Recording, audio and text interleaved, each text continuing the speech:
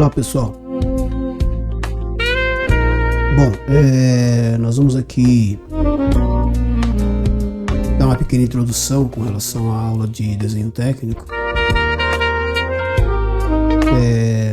E aqui a gente vai trabalhar com vocês através de um vídeo, para que vocês possam ter esse primeiro contato.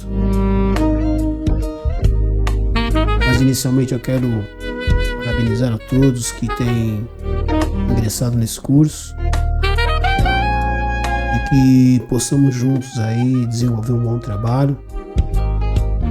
Esta primeira aula aqui é uma aula mais introdutória para que nós possamos situar vocês dentro do desenho técnico, dentro daquilo que nós vamos desenvolver aqui, e também para fazer uma pequena recapitulação dentro de alguns conteúdos que são importantes, né, para nós podermos desenvolver nosso trabalho aqui nessa disciplina, tá bom? Espero que vocês tenham êxito aí dentro do próximo trabalho que nós faremos agora, e que vocês possam entender realmente como funciona cada uma dessas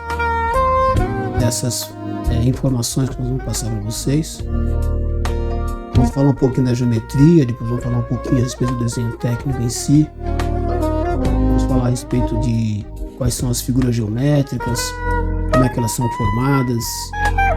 Também falaremos um pouquinho a respeito do criador aí do desenho plano. Enfim, é um grupo de informações que é extremamente importante para vocês que estão iniciando esse novo passo na vida profissional, ok? Espero que todos aproveitem bem o que nós vamos trabalhar aqui, ok? Bom trabalho a todos vocês. Por favor, olhando este desenho aqui, você consegue imaginar como é a peça? Sim, sem dúvidas. Será que a peça que você imaginou é essa aqui?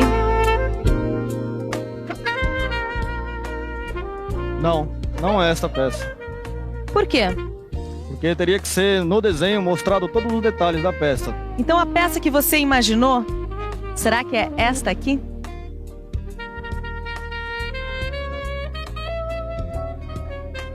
Sim, sem dúvida, é esta peça.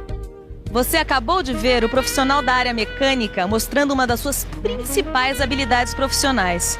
Olhando este desenho aqui, ele consegue imaginar como é a peça. Em outras palavras, o profissional lê e interpreta um desenho técnico-mecânico.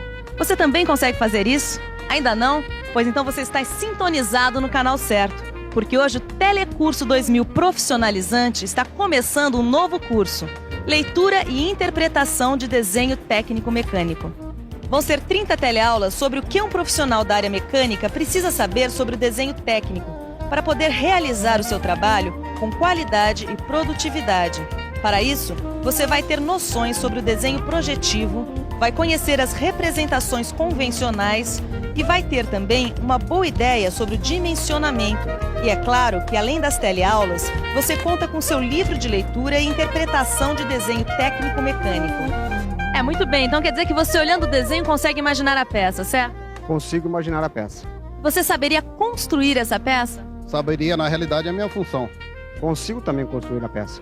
E você sabe fazer este desenho aqui? Não saberia, porque é a função do desenhista. Não, seria a função do projetista. Viu só? Se você não sabe desenhar, não esquente a cabeça, porque o profissional da mecânica é uma coisa e o desenhista é outra.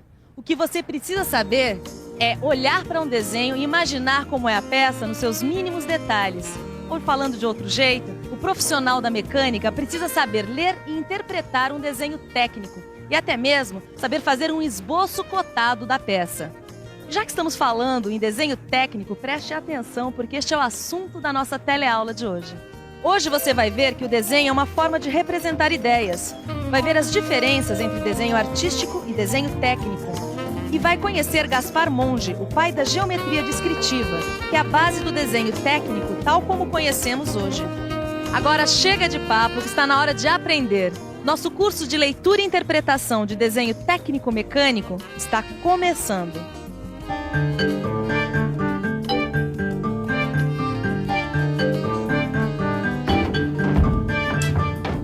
Então, seu Ananias, eu não sei qual é o nome da peça. Mas olha, é uma pecinha redondinha, né? E tem duas orelhinhas assim. Peraí, dona Marta. Faz o seguinte, dá uma olhada nesse catálogo e vê se a senhora acha a peça. Essa é uma vizinha minha, a dona Marta. A máquina de lavar dela quebrou e ela está tentando me explicar qual é a peça que precisa trocar. Bom, você já deve ter percebido que muitas vezes palavras e gestos não são suficientes para explicar o que a gente tem na cabeça.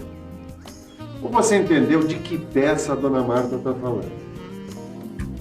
É uma pecinha redondinha, né? E tem duas orelhinhas assim. Peraí, dona Marta. Não dá, não é mesmo? Tem horas que a melhor maneira de representar o que a gente tem na cabeça... Achei. Tá aqui, seu Ananias, é esta peça. Ah, mas é uma braçadeira. Como eu estava dizendo, tem horas que a melhor maneira de representar o que a gente tem na cabeça é o desenho.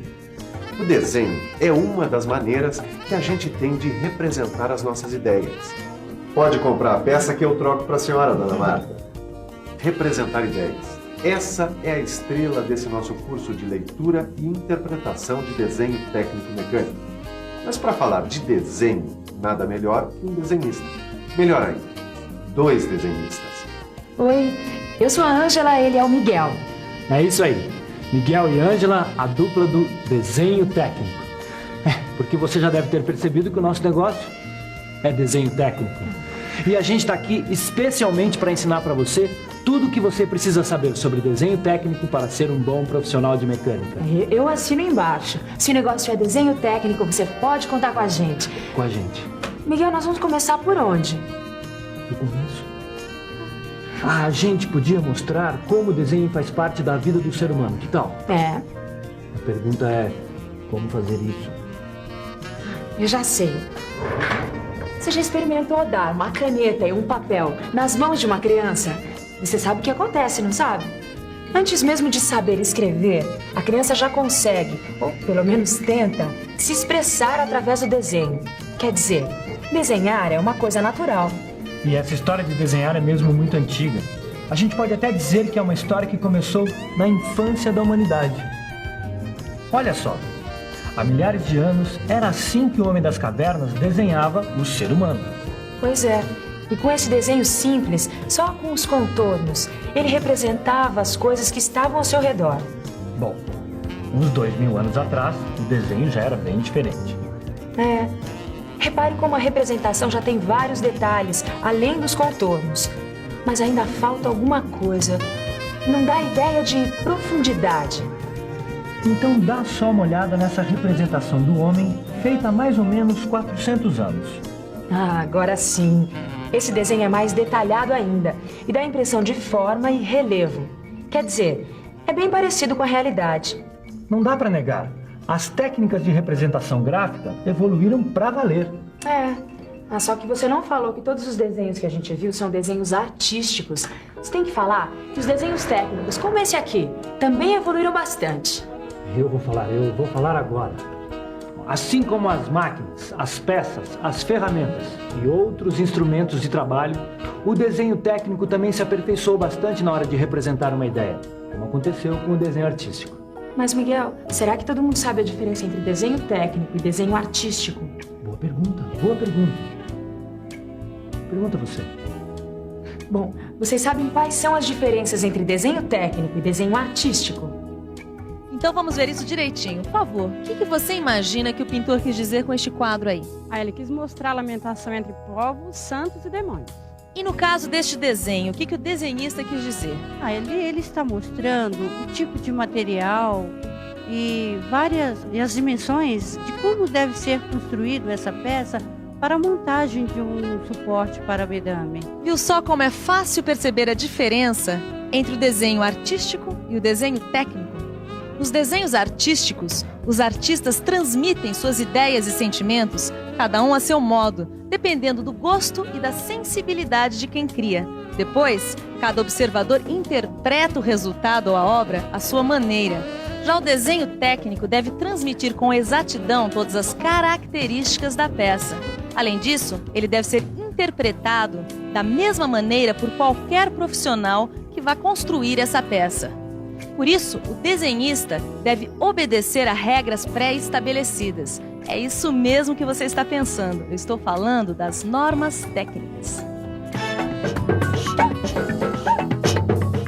Norma técnica.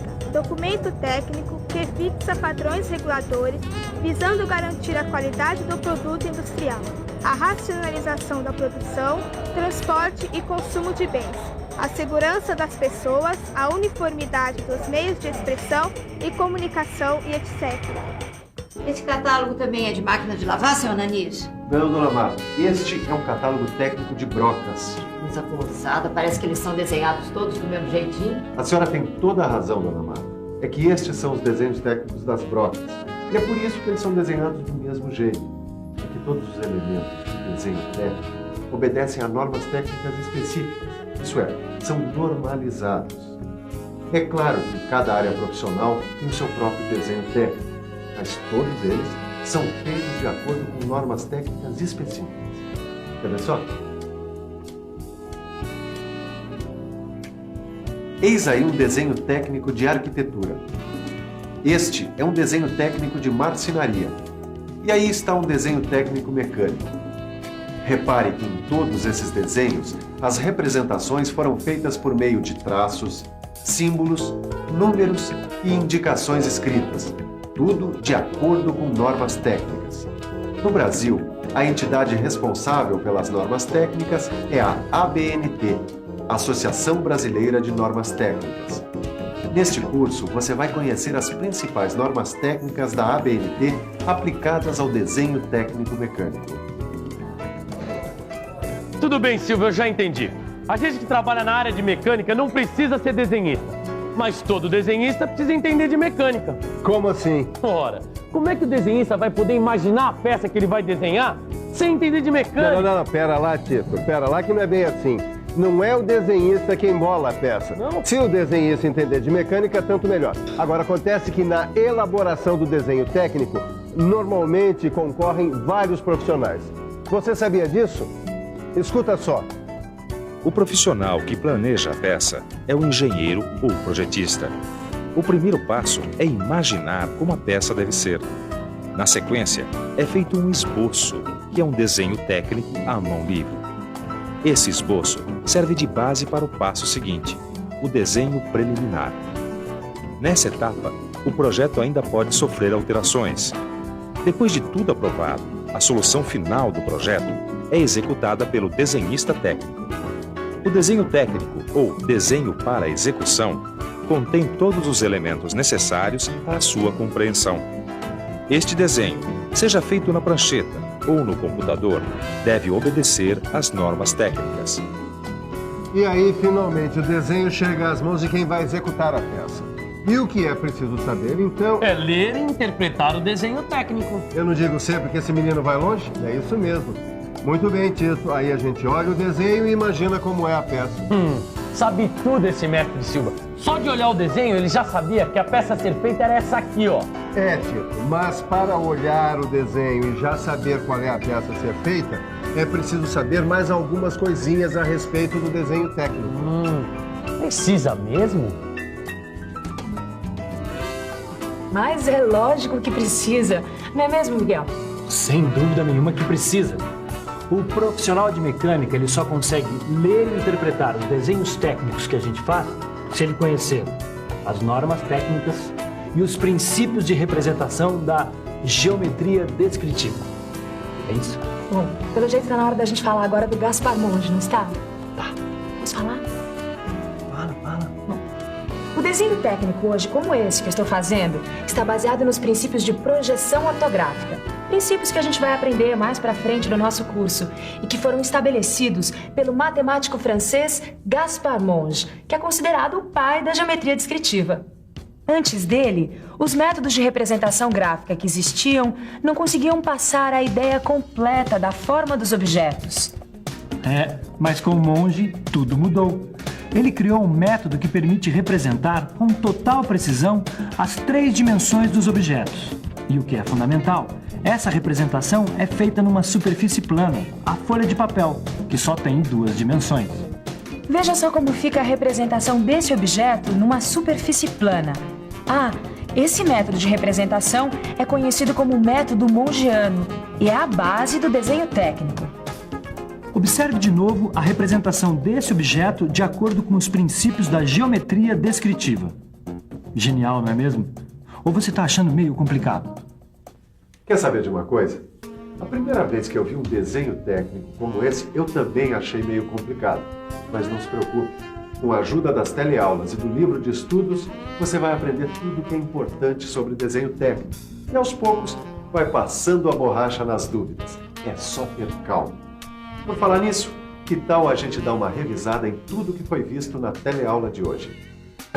E atenção, se liga aí, que é a hora da revisão. Na teleaula de hoje, você aprendeu que o desenho é uma das maneiras de representar ideias.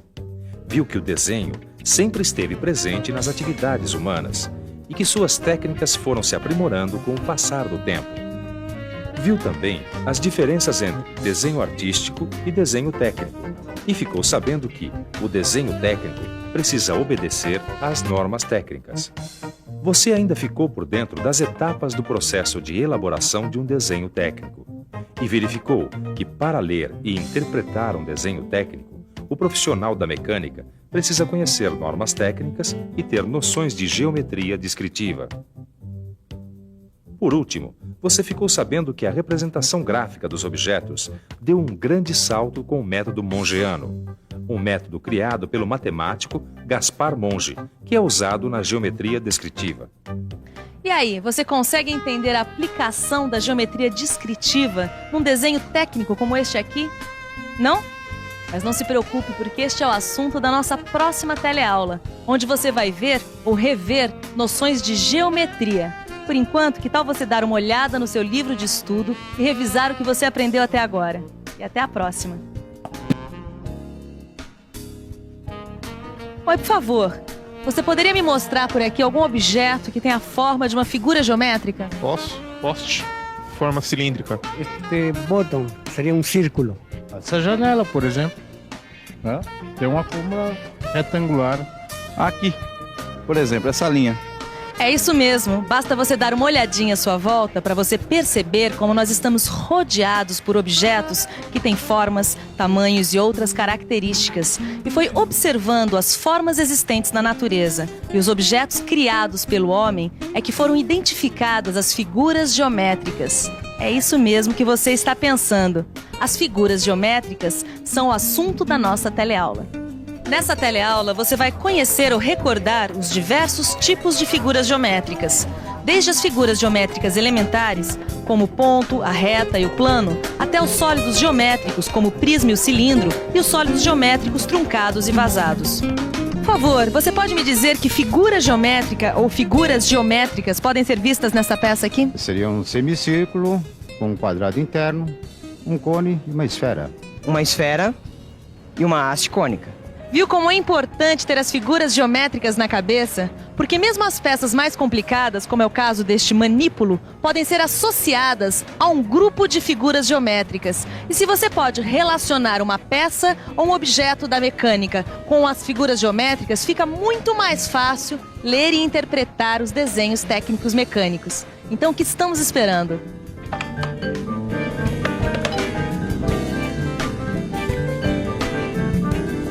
Esta tá ótima.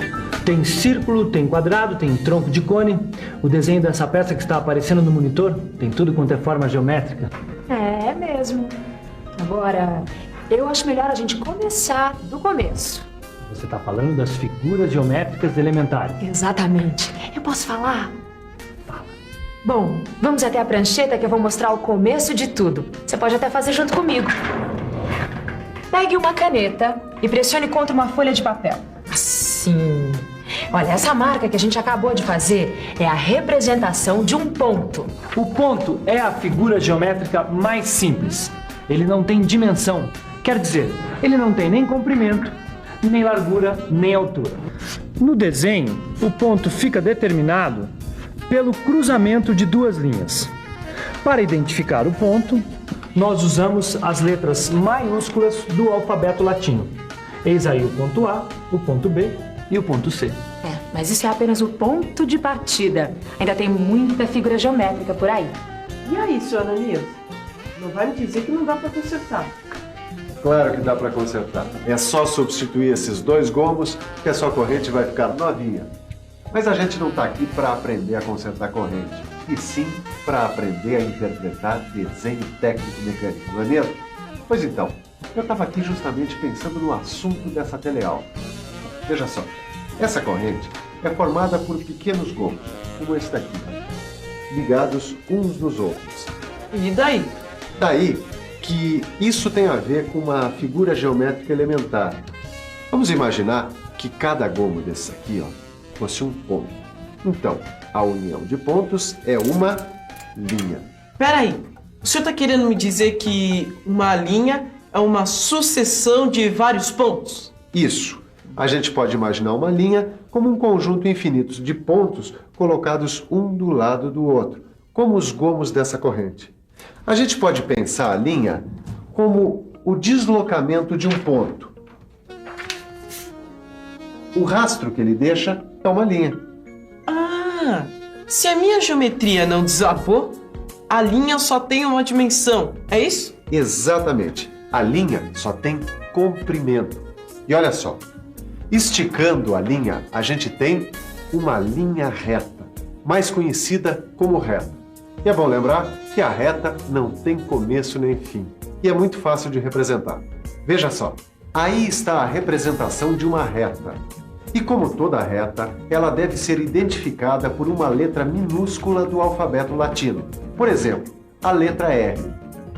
No seu livro de estudos, você também vai ver como obter e representar uma semi-reta e um segmento de reta. Agora, o importante é seguir em linha reta na direção de novos conhecimentos. Muito bem, a gente já viu o ponto, linha, linha reta. Agora falta a gente recordar o que é um plano. É isso mesmo, o chão, a parede, o tampo de uma mesa nos dão uma ideia do que seja um plano. Agora, será que não tem uma outra maneira da gente imaginar o que é um plano? Vamos pensar um pouco? Vamos pensar um pouco. Ah, já sei. A gente pode imaginar o plano como sendo formado por um conjunto de retas colocadas uma do ladinho da outra, todas na mesma direção. Ah, também dá para imaginar o plano como o resultado do deslocamento de uma reta numa mesma direção. Tem mais. É claro que o plano não tem começo nem fim, mas na hora de fazer a sua representação, a gente delimita o plano por linhas fechadas. Assim. Para identificar os planos, são usadas letras gregas como alfa, beta, gama. Imagine que essa pasta representa um plano e este lápis uma reta. O plano e a reta podem estar assim, na posição horizontal, ou assim, na posição vertical, ou assim, na posição inclinada. Certo, Ângela? Certo. O que você está desenhando? Ah, são as figuras planas. Ah, claro. O que mais poderia ser? Depois dos planos, a gente tem que falar das figuras geométricas planas. Uma figura é plana quando todos os seus pontos estão no mesmo plano. Aqui estão as principais figuras planas. Figuras que você já conhece pelos nomes, como o círculo, o quadrado, o retângulo, etc, etc. Ah, as figuras planas com 3 ou mais lados são chamadas de polígonos. Que é isso? Isso é uma folha que tem a forma de uma figura plana. Um polígono muito conhecido, o retângulo. E como você já falou das figuras geométricas planas, só me resta recordar o que são os sólidos geométricos. Ah, sólidos geométricos. É bem lembrado. Eu posso falar? Eu falo. Quando uma figura geométrica tem pontos situados em diferentes planos, nós temos o sólido geométrico. É fácil de entender. Quer ver? Uma folha sobre uma superfície plana é uma figura plana, o retângulo. Agora, se a gente empilhar várias folhas bem alinhadinhas, a gente tem um sólido geométrico. Assim fica fácil perceber que um sólido geométrico tem pontos em vários planos. E também é muito fácil perceber que o sólido geométrico tem 3 dimensões: o comprimento, a largura e a altura. Existem infinitos sólidos geométricos. Mas a geometria só estuda alguns deles, aqueles que possuem determinadas propriedades. O prisma, o cubo e a pirâmide são alguns desses sólidos. Nesse caso, eles têm uma coisa em comum. Todos são limitados por superfícies planas. Agora, existem outros sólidos que interessam. São esses aqui, o cilindro, o cone e a esfera. Esses sólidos também têm uma coisa em comum. Todos são limitados por superfícies curvas. Agora preste atenção numa coisa que o Miguel tem para falar. Fala, Miguel. Isso é mesmo muito importante. Na mecânica, por mais complexa que seja uma peça, como essa, por exemplo, ela sempre pode ser analisada como sendo o resultado da combinação desses sólidos que acabamos de ver, ou parte deles. É por isso que você sempre precisa ter os sólidos na ponta da língua. Ou será na ponta do lápis? Bom, vamos começar por esses aqui, os de superfície plana. Prismas. O prisma pode ser imaginado como sendo formado por uma pilha de polígonos iguais, ou ainda como resultado do deslocamento de um polígono. Trata-se de um tipo de sólido limitado por polígonos. Veja e guarde bem seus elementos: as faces, as arestas e os vértices. Como a base desse prisma é um retângulo, ele é chamado de prisma retangular. Quando a base é um triângulo, temos um prisma triangular e assim por diante. O prisma, que tem todas as suas faces formadas por quadrados iguais, é conhecido como cubo. Pirâmides. A pirâmide também é um sólido limitado por polígonos e pode ser imaginada como resultado do empilhamento de polígonos semelhantes, mas cada vez menores. Outro jeito de imaginar a pirâmide é esse: o sólido formado ao ligar os vértices do polígono a um ponto P situado no espaço. O nome da pirâmide depende do polígono que forma sua base. Essa, que tem um quadrado como base, é chamada de pirâmide quadrangular. A sua magrela é cheia de sólidos com superfícies curvas. O guidão, os aros, os eixos, o garfo, a alavanca do pedal. E todas essas partes podem ser associadas ao cilindro, ao cone e à esfera, os chamados sólidos de revolução. Sólidos de revolução? Sólido de revolução. Sólido gerado pela rotação de uma superfície plana em torno de um eixo. Cilindro. O cilindro pode ser imaginado como resultado da rotação de um retângulo ou um quadrado sobre um de seus lados. A figura que é girada, nesse caso um retângulo, se chama de figura geratriz. O cilindro é formado por uma superfície cilíndrica, arestas e duas bases na forma de círculos. Cone. Girando um triângulo retângulo sobre um de seus capetos, temos o cone. Um sólido com superfície cônica, um vértice, uma aresta e uma base na forma de um círculo. Esfera. A formação da esfera pode ser imaginada a partir da rotação de um semicírculo em torno de um eixo que passa pelo seu diâmetro. O raio da esfera é o segmento de reta que une o centro da esfera a qualquer um dos pontos de sua superfície. Bom, a gente tem aqui sólidos geométricos bastante conhecidos, não é mesmo? Se a gente cortar esses sólidos assim,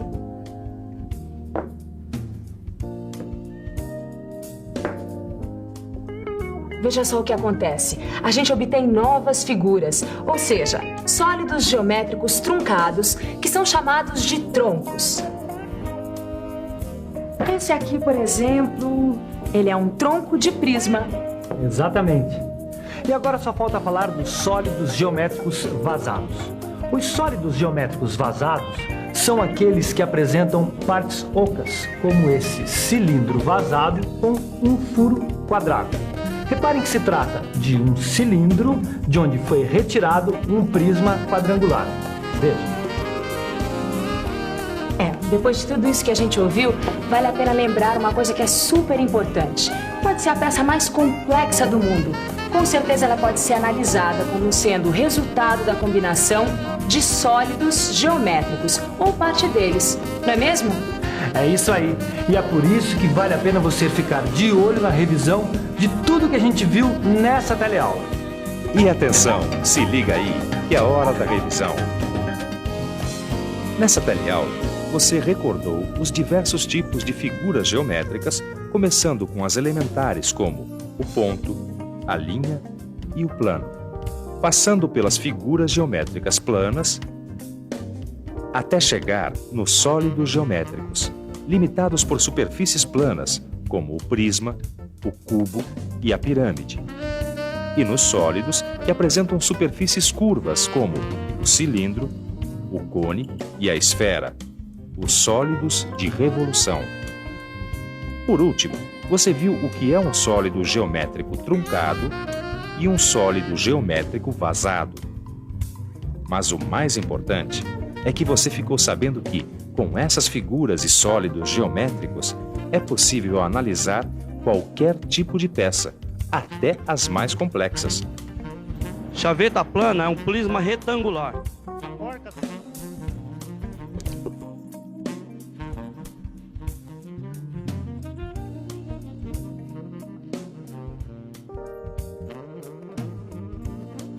É isso aí, pessoal. Bom, deu para nós termos uma ideia aproximadamente aí de um pouco de geometria descritiva, um pouquinho também de figuras geométricas, que é um tronco e assim vai. Legal? Então agora existem alguns exercícios ali para vocês poderem fazer e está disponibilizado nas apostilas, ok? Esperemos que vocês tenham êxito. E posteriormente nós vamos fazer essa correção juntamente com vocês, tá bom? Um bom trabalho a todos vocês. Espero que essa aula inicial tenha sido proveitosa a vocês. E vamos aí, né, pessoal? Vamos lá e vamos tocar para frente as coisas. E boa aula para vocês, tá bom? Até mais.